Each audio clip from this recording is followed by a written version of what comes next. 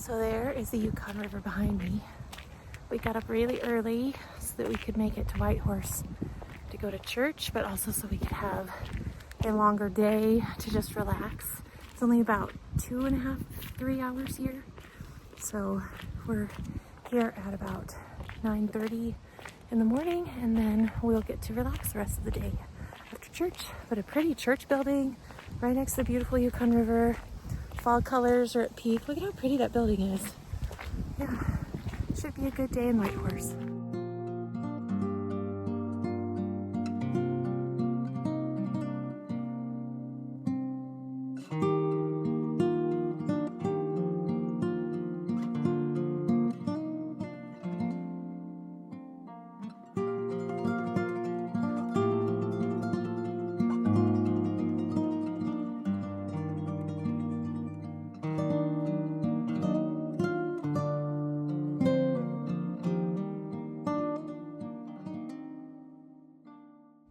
Okay, so we weren't intending on going on any adventures in Whitehorse. Like literally we were like, we need a day to just do nothing. But it's hard. We never have actually spent a lot of time in the area. And so we thought and the weather turned really nice. It's like 55 degrees. So we decided we're going to go to the Carcross Desert, which is about an hour's drive from here. And I offered to drive, and Jordan's like, I want to drive without the trailer. I always drive with the trailer. I want to drive without it. Yeah, so we're going to go on a mini adventure.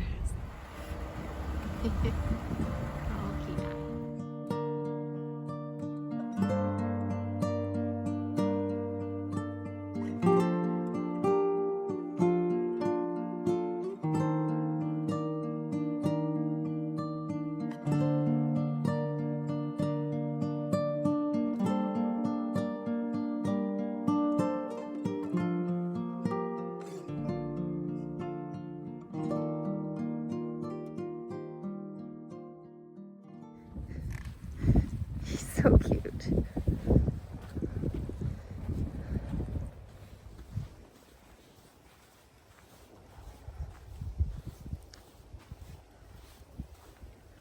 It's pretty.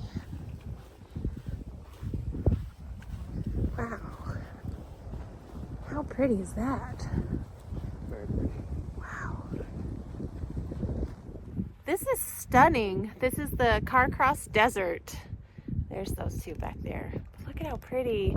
I don't know what those mountains are, but I'll find out. But just a bunch of sand dunes out here on the way. This is a road that takes you to Skagway from Whitehorse. And it is so pretty out here. You can hear people off-roading out there on the dunes. What a neat place. I'm glad we came out here. What was it, like 45 minutes? Yeah. Yeah, it wasn't that far. I'm glad we did more than just veg in bed all day. Look at that back there. So pretty.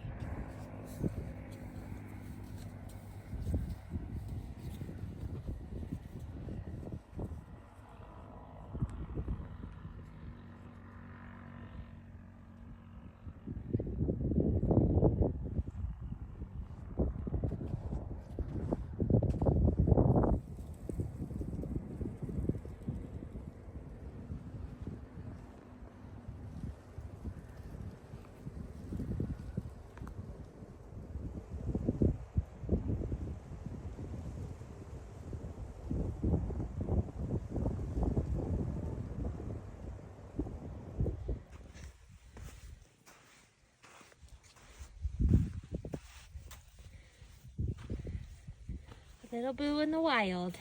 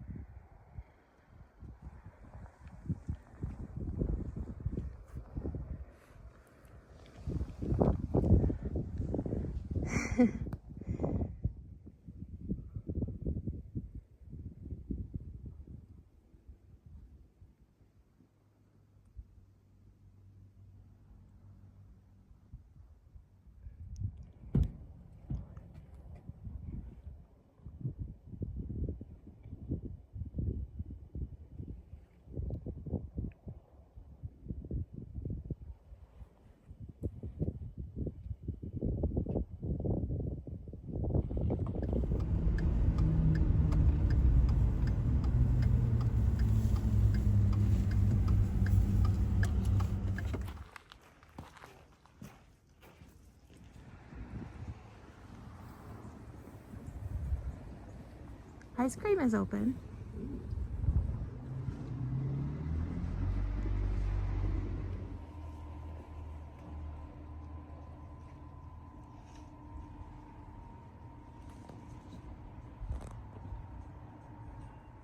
It's like a reconstruction of the riverboat.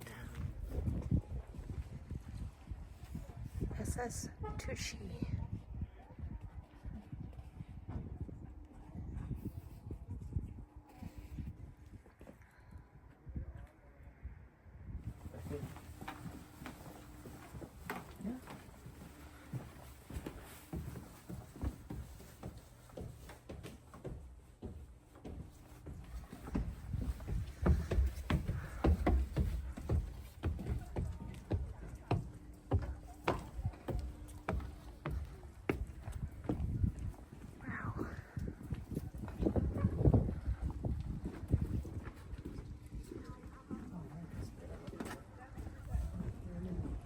Old boat. Oh, it's fire.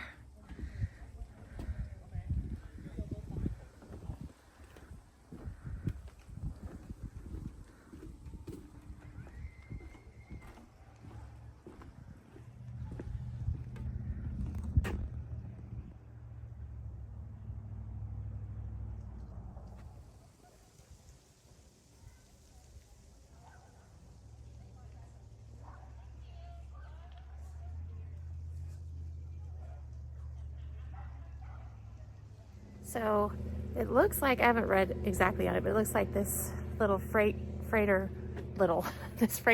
was burned and they restored it kind of just with the scaffolding and stuff. It's pretty cool. This cute little town of Carcross. Pretty small, but really picturesque, really pretty. Yeah, it's really pretty. Yeah.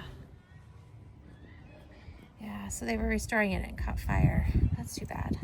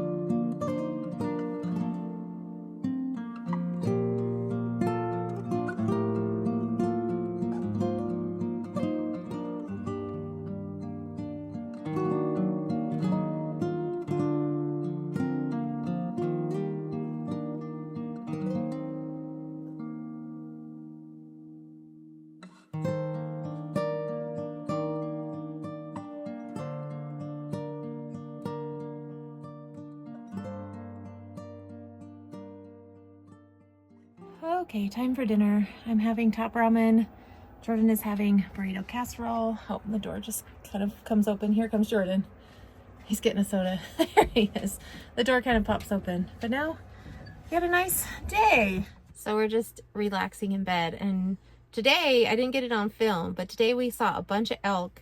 But then we saw something else on the side of the road and we couldn't figure out what it was because it looked too big for elk. And then we saw it and we're like, oh, they're horses. And I didn't think to film it because it's like, oh, they're horses. And then I realized we have seen signs for like horse crossing, but not with a rider on them.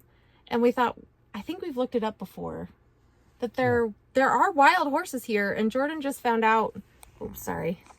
And Jordan just found out where they came from. So say that again. So, these horses trace as far back as the Gold Rush days, long enough to be considered a heritage animal. They symbolize the Yukon in grit, hardiness, and ability to survive the harshest of conditions. They have been here long enough to adapt to the landscape and are now part of the Yukon wildlife communities. So they are wild horses, and they probably just like were left over from people bringing them up for gold. Or got out, yeah. Or got out or whatever. That's crazy. Dang, I wish I would have gotten them on film.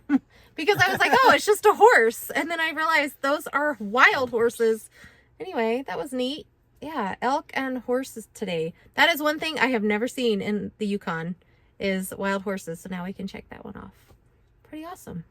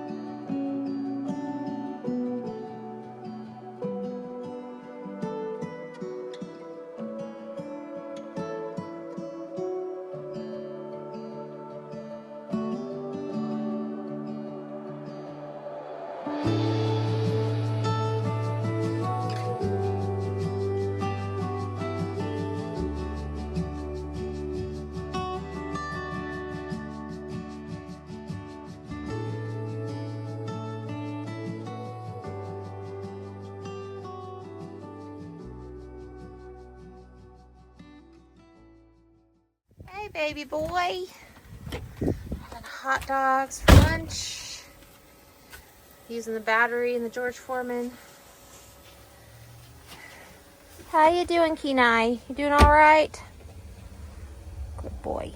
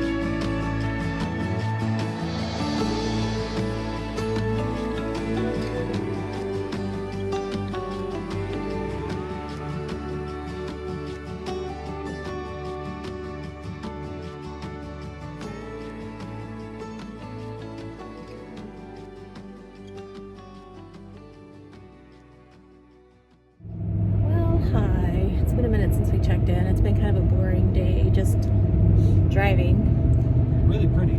Very pretty, but boring. Yeah, we were discussing how we're really lucky that we get to see all of this, but at the same time we're both like, oh. For some reason this trip we just want to get down the road and we're not enjoying it as much as we have in the past. But I think this stretch, I think we just forget that this stretch is always tough, especially because there aren't a lot of road signs. We don't have service. We don't know how far it is from each point to each point. We probably should get a map or a milepost or something, but or just remember we've done it enough.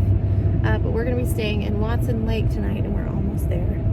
So we were gonna see if we wanted to go further, but Kenai's kind of ready to get out of the car, as we kind of are too, and we realized talking about things we don't need to get much further today. So yeah, and then we can spend more time at Liard Hot Springs tomorrow.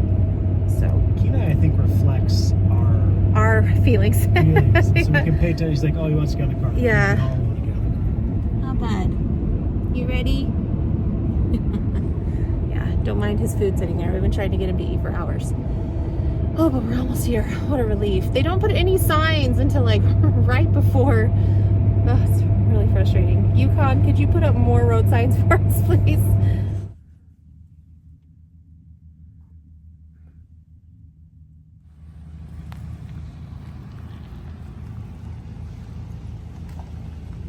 Hey Jordan, what's for dinner tonight? Peach cobbler.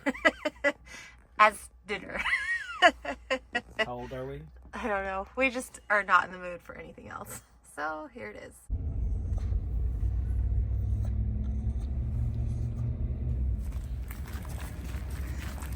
bet the sign for Honolulu Creek's here. Yeah.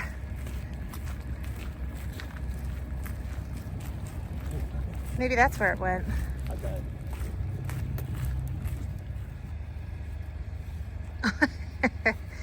I got him on camera doing that.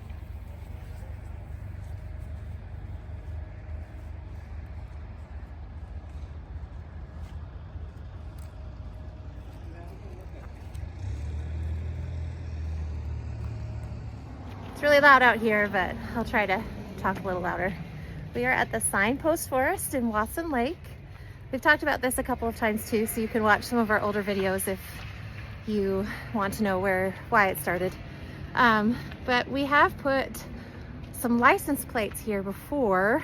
So we have one from our trailer because we had to get new licenses. So I'm trying to find where our old license plates are so that we can put this one with it. We found them. We had 3? No, I don't think so. Those are 2 of the same, so that's obviously Yes. 3. Yeah, I remember the 3rd Nephi. 3 Eddie. Oh, okay. You working your territory where our license plates are? Oh, that's good. I help Mom. You gonna help me, bud? You're big help.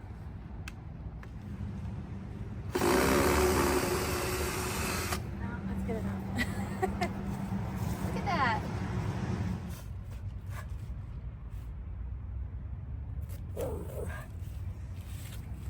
You're being silly. You want to walk around a little? All right, let's go. Kidai loves it here. So many smells, I'm sure. I guess I can give a brief explanation.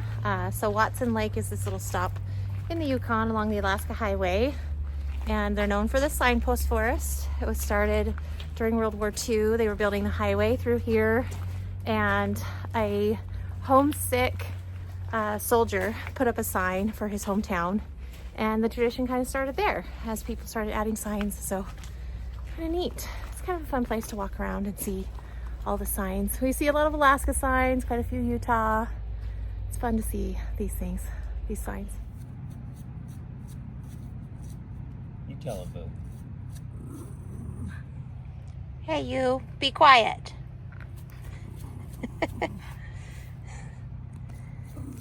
The signpost forest illustrates the historic and universal relationship between a traveler, their journey, and their connection to home. I like that.